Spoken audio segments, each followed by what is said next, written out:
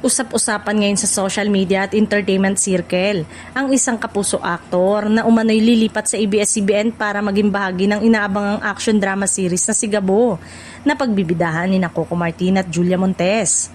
Bagamat wala pang opisyal na kumpirmasyon, mabilis na kumalat ang balita at naging sentro ng talakayan ng mga netizen.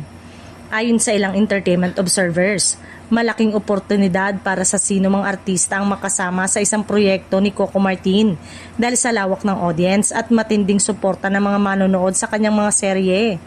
Dahil dito, marami ang interesado kung sino ang artistang posibleng mapabilang sa cast ng bagong programa.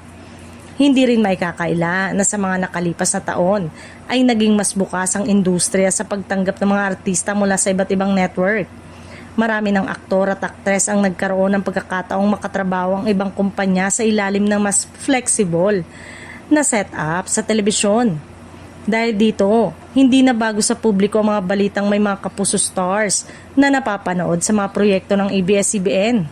Sa katunayan, ilang dating eksklusibong artista na magkabilang network ang matagumpay na nakagawa ng mga proyekto sa labas ng kanilang orihinal na tahanan.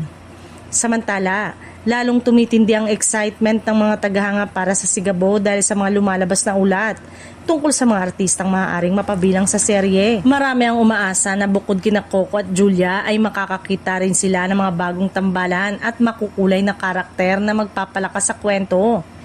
Habang hinihintay ang opisyal na anunsyo mula sa production, patuloy ang mga haka-haka at paghuhula ng mga netizen tungkol sa pagkakakilanlang ng naturang kapuso aktor.